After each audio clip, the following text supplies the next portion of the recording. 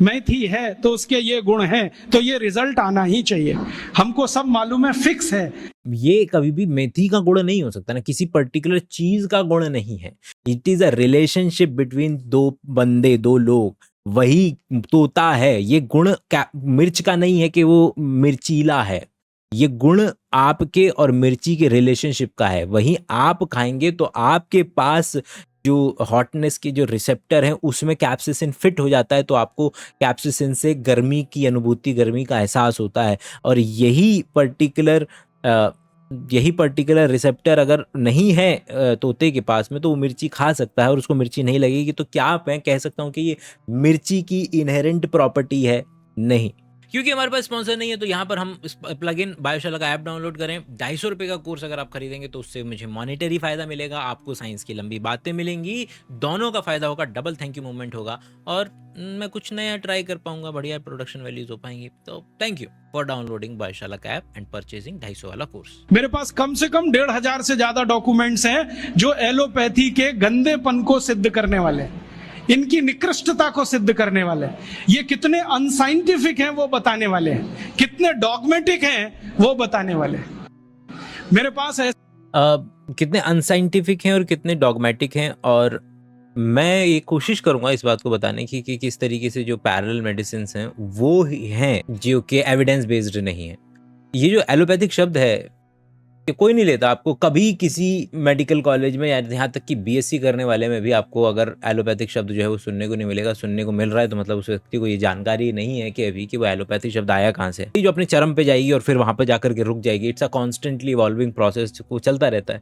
आज से 100 साल के बाद में लोग जब पलट करके देखेंगे तो आज के वक्त में कई ऐसी काम हमने किए हैं जो कि people will look down upon. हमने लिटरली ऐसे लोगों को नोबेल प्राइज दिया है जिन्होंने जब डॉक्टर के पास लोग जाते थे, बोलते थे कि डॉक्टर साहब थोड़ा सा मतलब दिमाग खराब हो रहा है, ऐसे टेंशन में रहता हूँ, तो उनका मतलब पार्ट जो है ब्रेन का, फ्रंटल लोबोटमी निकाल देते थे। हजारों लोगों का, 85 हजारों लोगों का ये काम किया गया और उस चीज़ को भी हमने नोबेल प्राइज दिया हुआ है। ऐसी बहुत सारी चीज़ें हैं जो आपको मिलेंगी पास्ट में, जिनको देख करके लगेगा यार ये तो मतलब है ही नहीं है, लेकिन आउटलाइन केसेस हैं। अगर आप जनरल ट्रेंड की बातों के अंदर में 100 सालों के अंदर में, तो हमने जिस लेवल पर लोगों की जान बचाई है, चाहे वो वैक्सीनेशन के जरिए हो, एंटीबायोटिक्स के जरिए हो, कोरोना के समय में जो हमने वैक्सीनेशन के जरिए लोगों की जान बचाई, और आपने लोगों को बोलते सुना है आयुर्वेदा वाले के नहीं ये तो भैया पैंडेमिक है, पैंडेमिक नहीं है, प्लान की गई है ताकि लोगों की दवाइयाँ बिकें, और फार्मास्यूटिकल कंपनियों का ये कॉन्स्पिरेसी है जो उन्होंने की है। हम कैसे पता करते हैं कि कोई भी पर्टिकुलर चीज काम करती है कि नहीं करती है? से बहुत इंटरव्यूज हैं बड़े बड़े डॉक्टरों के, वो कहते हैं कि हम कोई डायग्नोसिस नहीं करते, तीर मारते, लग गया तो ठीक, नहीं तो तुक्का। बड़े बड़े डॉक्टर जाकर के अपना नॉर्मल प्रैक्टिसिंग के दौरान में राजीव दीक्षित को ये बता रहे हैं कि हम ना बेवकूफ़ बना रहे लोगों को, मालूम है हम ना बेवकूफ़ बना रहे लोगों को। अगर कोई व्यक्ति बना रहा है तो वो आई एम नॉट श्योर कि क्या बोला जाए, बट पॉइंट है जो नॉर्मल प्रोसेस फॉलो किया जाता है प्रोग्नोसिस के लिए, डायग्नोसिस के लिए, वो उसके अंदर में आप देखेंगे तो एजुकेटेड गेस एक बहुत बड़ा हिस्सा होता है, नो डाउट अबाउट इट, जिसके अंदर में आप एग्जिस्टिंग चीज़ों को देखते हैं, समझते हैं, और जो भी आपको सिम्टम्स मिल रहे हैं उसके अलग अलग कॉम्बिनेशन को निर्धारित करते हैं, टेस्ट लिखते हैं, टेस्ट कराते हैं, और अपने जो भी आप सोच रहे हैं कि ये व्यक्ति को इस पर्टिकुलर चीज़ से प्रॉब्लम हो सकती है, आप उसमें आगे बढ़ते हैं। ये ही तो अकेली एकमात्र चीज़ है, ये आइडिया। लोग बोलते हैं कि देखो हम भी अब आजकल रिसर्च करके दिखा रहे हैं, हम तुलसी के पौधे के अंदर में, हम हल्दी के अंदर में ये पर्टिकुलर बात प्रूव कर देंगे कि हमारे पूर्वज जो थे वो सही थे। लेकिन द मोमेंट आपने हल्दी को निकाल करके करक्यूमिन शब्द का इस्तेमाल किया, मतलब वो मॉलिक्यूल का इस्तेमाल किया, आप स्पेसिफिक हो गए।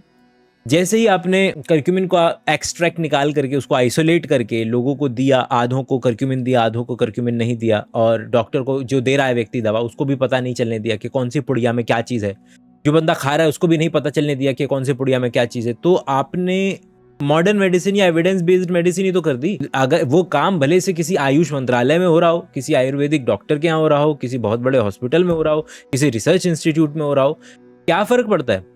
पॉइंट इज कि मेथड क्या फॉलो हो रहा है। द मोमेंट ये मेथड आजकल के आपको आयुर्वेदिक कॉलेजेस के अंदर में, होम्योपैथिक कॉलेजेस के अंदर में अगर आप ये कोई भी व्यक्ति इस टाइप का काम करता हुआ नजर आ रहा है तो वो modern medicine, evidence based medicine का ही पार्ट है। तो कोई भी चीज काम करती है बात कैसे पता चलती है, वो हम कई सारे तरीके, उसमें से एक जो सबसे गोल्ड स्टैंडर्ड तरीका है वो ये कि आप लोगों को वही चीज दें, कुछ लोगों को वही चीज दें, कुछ लोगों को न दें, आधे पेशेंट्स को दें, आधे पेशेंट्स को दवाई दें, आधे पेशेंट्स को चीनी दें। और ये बात आपके डॉक्टर किसको क्या दे रहा है उसको भी नहीं पता होनी चाहिए। और जब आप तीसरा बंदा कोई जाकर के उनको एनालाइज करेगा तब हम देखेंगे कि क्या वाकई में उसका कोई एक्चुअल में प्रभाव है कि नहीं है। और इसी को हम डबल ब्लाइंड कंट्रोल बोलते हैं। हम तो एक ही सिद्धांत पे काम करते हैं, trial and error, trial and error, देते जाओ गलतियां करते जाओ, देते जाओ गलती, भले मर जाए पेशेंट। कोई व्यक्ति के दिमाग में कोई पर्टिकुलर आइडिया आए कि मैं इसको इस तरीके से ट्रीट करूंगा, इस तरीके की दवा पे काम किया जा सकता है या ये पर्टिकुलर दवा काम कर सकती है, उसको जहन में आने से लेकर के मार्केट में आने तक 10 से 15 साल तक लग जाते हैं। 10 से 15 साल के अंदर में आप ये सारे के सारे काम करते हैं। आप उसको केमिकल के जरिए छोटे छोटे सेल्स पे ट्राई करते हैं, छोटे ऑर्गेनिज्म पे धीरे धीरे आगे बढ़ते हैं। ह्यूमन ट्रायल्स के अंदर में बहुत लंबा समय लगता है, 10 से 15 साल किसी पर्टिकुलर दवाई के लिए लग जाते हैं। और ये बात बिल्कुल सत्य है कि ट्रायल एंड एरर उस बहुत बड़ी स्कीम का, उसके अंदर में आप अलग अलग तरीके के रैंडम मॉलिक्यूल्स बनाने से लेकर के, जिसको हाई थ्रूपुट स्क्रीनिंग बोलते हैं, थोड़ा सा एजुकेटेड गेस लेकर के मॉलिक्यूल को डिजाइन करना से लेकर के एआई के जरिए मॉलिक्यूल्स को बनवाना, जो आजकल ज्यादा यूज में आएगा, और ट्रायल एंड एरर का भी इस्तेमाल किया जाता है। लेकिन उस ट्रायल एंड एरर के बाद जो चीज निकल करके आई है उसको आप डबल ब्लाइंड कंट्रोल से सत्यापित करते हैं कि एक्चुअल में काम करने वाली है भी कि नहीं है। और अगर कोई केस बनता है तो ये बनता है हमारे जहां पर भी आप स्पेसिफिक नहीं हो पा रहे, मॉलिक्यूल्स के लेवल पे नहीं जा पा रहे, जहां पर भी आप डबल ब्लाइंड कंट्रोल नहीं कर पा रहे हैं, जो कि है पुराने जमाने में क्या होता था, हिट एंड ट्रायल मेथड से चीजें ट्राई हो रही थी आपके घर के अंदर में ही। कि अगर एक मोहल्ले के अंदर में सर्दियों के कपड़े जो हैं वो रखे जाते हैं दीवान के अंदर में, अलमारियों के अंदर में, और 6-8 महीने उनको खोला नहीं जाता है, और कुछ लोग उसको आम के पत्ते के साथ, कुछ माताएं बहनें उन्हीं की भाषा में जो है उसको नीम के पत्ते के साथ, कुछ माताएं बहनें आम के पत्ते के साथ, बरगद के पत्ते के साथ, पीपल के पत्ते के साथ रखते हैं। तो पता चला कि अगले साल जब खोल के देखा तो उसके घर में सबसे कम कीड़े लगे जिन्होंने इस्तेमाल किया था नीम के पत्ते का। और इस पर्टिकुलर मेथड को के बाद में जो कि हिट एंड ट्रायल हुआ, जिसके अंदर में ट्रायल में एक चीज काम कर गई, और करने के बाद में वो आपको जो स्पेसिफिकली चाहिए था वो आपको पता चल गया कि हाँ, नीम के पत्ते से कंपैरेटिवली कीड़े कम लगते हैं। बात माशरे में फैली, लोगों ने इस्तेमाल किया, कारगर हुई, वो और फैल गई। तो अगर कोई चीज काम करती हुई नजर आ रही है मुझे, तो वो वहां पे नजर आ रही है। आप बोलेंगे तो अगर ऐसी बात है तो फिर आयुर्वेदा काम क्यों कर रहा है? आयुर्वेदा के बहुत सारे रीजन हो सकते हैं। आप देखें कि किसी पर्टिकुलर प्लांट के अंदर में अलग अलग तरीके के मॉलिक्यूल्स होते हैं। वो मॉलिक्यूल इसलिए बना रहा है ताकि कोई पर्टिकुलर बाहर से ऑर्गेनिज्म आकर के उनको ना खाए, हर्बीवोर्स न खाएं। अब इसके लिए वो अलग अलग मॉलिक्यूल्स बनाता है। कोई मॉलिक्यूल है जाकर के आपको चक्कर दिला सकता है किसी कीड़े को या गाय को या जो भी उसको खा रहा है। कोई है जो कि ऐसा मॉलिक्यूल बना सकता है जिससे वो उसको हेल्यूसिनेशन हो सकती है। बन गए आपके ये कैनाबिनॉइड्स वगैरह, या मशरूम्स वगैरह जो फंगल बनाती हैं, साइलोसाइबिन, या फिर आपके इस तरीके के मॉलिक्यूल्स बन सकते हैं जो कि आपको क्या करवा दें, आपको डायरिया क्रिएट करवा दे ताकि आप उस पर्टिकुलर टाइप के प्लांट को ना खाएं। या फिर सबसे सस्ता एग्जांपल हो जाएगा कि कड़वा हो जाना, कि जानवर को कड़वा लगेगा तो वो नहीं खाएगा, छोड़ देगा तुरंत की तुरंत।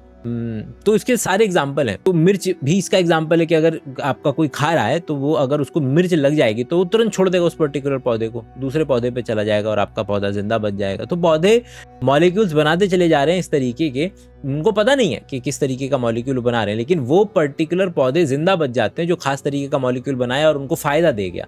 तो गलती से किसी के अंदर में कैप्सिसिन का मॉलिक्यूल अगर बढ़ गया और उसकी वजह से बाकी ऑर्गेनिज्म उसको नहीं खा रहे थे, तो अब ये पौधा उसी तरीके के मॉलिक्यूल ज्यादा बनाएगा जिस तरीके के मॉलिक्यूल्स ने इसको मदद की थी। वो मॉलिक्यूल जो किसी को चक्कर दिला दें, वो मॉलिक्यूल जो किसी को मिर्ची लगा दें, वो मॉलिक्यूल जो किसी को मुंह में कड़वा लगा दें, वो मॉलिक्यूल जो किसी को डायरिया करा दें।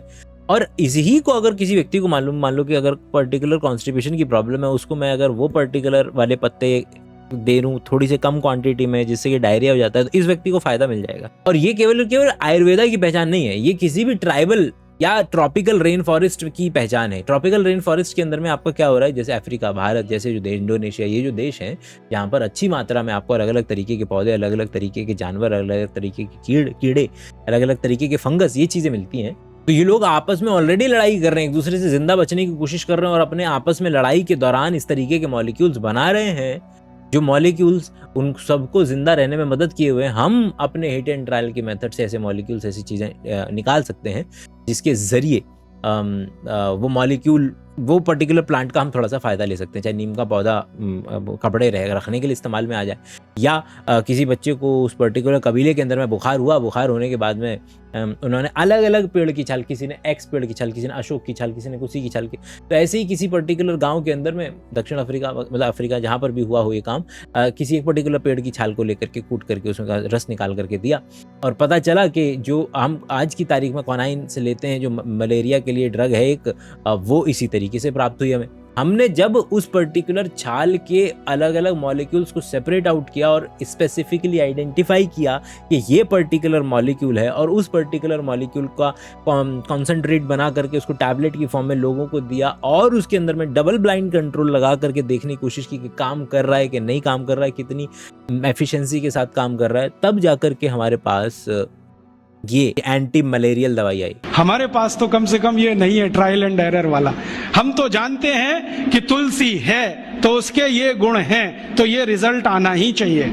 लेकिन नहीं है ना ये, आप कैसे पता? बोलेंगे लिखा हुआ है, ओके फाइन, जो उन्होंने लिखा हुआ है, क्या लिखा हुआ है? उन्होंने डायरेक्ट इन्फेरेंस लिखा हुआ। आप किसी भी पर्टिकुलर चरक संहिता, ये संहिता, वो संहिता जो आप उठाएंगे तो उसके अंदर में दिखेगा कि एक तो लोग इंटरप्रेट करते हैं, दो अलग अलग आयुर्वेदा के जो ज्ञानी हैं, जो लिखा हुआ है उसके अंदर में, उसको दो लोग अलग अलग तरीके से इंटरप्रेट कर सकते हैं। वही विष को वो लोग डायरेक्ट बोल देंगे कि ये सांप का वाला विष की बात हो रही है, एक बोल देगा कि ये रेबीज वाले वायरस की बात हो रही है। तो वो एक तो इंटरप्रिटेशन वाले पे चीज़ें खत्म हो रही हैं। दूसरा, ये भी बात ये नहीं पता नहीं, ये नहीं चाहिए मुझे कि मुझे इलाज नहीं चाहिए। आपके किताबों में अगर इलाज लिखा हुआ है कि ये किसी व्यक्ति को तुलसी, गले में खराश हो तो उसको तुलसी का पानी दे दो, मुझे नहीं चाहिए, मुझे इलाज नहीं चाहिए, मुझे एक्सप्लेनेशंस चाहिए। क्योंकि अगर मैं हर बार ये बात बोलता हूँ कि अगर कल को आ करके हम बहुत पॉपुलर हैं हमारे कौन, विश्वकर्मा जी, तो जो कि आर्किटेक्ट के देवता, जो सब चीज़ें बनाते हैं, तो अगर वो आकर के कल को तुम्हें विश्वकर्मा जी अगर विमान भी दें कोई, ये लो विमान ले लो, मजा है, इसमें उड़ के जाओ तुम लोग, बोले कि हमको विमान नहीं चाहिए, हमको एरोडायनेमिक्स, एरोनॉटिक्स के प्रिंसिपल्स बता दीजिए, हम उसके बेसिस पे बना लेंगे। क्योंकि अगर आप वो विमान आपने एक्सेप्ट कर लिया और वो खराब हो गया, तो फिर क्या करोगे? बैठे रहोगे, दोबारा पूजा करोगे, दोबारा बुलाओगे उनको। आपके पास क्या एक्चुअल में जानकारी आई, क्या आपके पास नॉलेज आई, नहीं आई? आपको केवल बना बनाया विमान मिला। उसी तरीके से वो जो चीज़ें हैं, अगर कहीं इलाज भी लिखा हुआ है तो बनी बनाई चीज़ है, काम करती है तब भी बनी बनाई चीज़ है, अगर काम नहीं भी करती है तब भी बनाई बनाई चीज़ है। हमको उसकी एक्सप्लेनेशन नहीं पता है, हम उसमें कंटेक्सचुअल नहीं कर सकते। एक व्यक्ति जिसको, जो बूढ़ा है, जिसका वजन कम है, जिसको बाकी तरीके की बीमारियां हैं, क्या सब में आंख बंद करके वही इलाज प्रिस्क्राइब किया जा सकता है, वही इलाज दिया जा सकता है? उसको नुकसान कर गया तो हमें चीज़ों के एक्सप्लेनेशन की तरफ भागना है, उनके इलाज की तरफ नहीं भागना है कि हमको तो ये पहले से पता है। वो किताबें अगर हैं, एग्जिस्ट करती हैं, जिसमें एक्सप्लेनेशंस हैं, वहाँ वो चाहिए हमें, न कि केवल और केवल इलाज। मेथी है तो उसके ये गुण हैं, तो ये रिजल्ट आना ही चाहिए। हमको सब मालूम है, फिक्स है। ये कभी भी मेथी का गुण नहीं हो सकता ना, किसी पर्टिकुलर चीज का गुण नहीं है। It is a relationship between दो बंदे, दो लोग, वही तोता है। ये गुण मिर्च का नहीं है कि वो मिर्चीला है, ये गुण आपके और मिर्ची के रिलेशनशिप का है। वहीं आप खाएंगे तो आपके पास जो हॉटनेस के जो रिसेप्टर हैं उसमें कैप्सिसिन फिट हो जाता है, तो आपको कैप्सिसिन से गर्मी की अनुभूति, गर्मी का एहसास होता है। और यही पर्टिकुलर रिसेप्टर अगर नहीं है तोते के पास में, तो वो मिर्ची खा सकता है और उसको मिर्ची नहीं लगेगी। तो क्या मैं कह सकता हूँ कि ये मिर्ची की इनहेरेंट प्रॉपर्टी है? नहीं, ये रिलेशनशिप है मेरा और जो मॉलिक्यूल है उसका।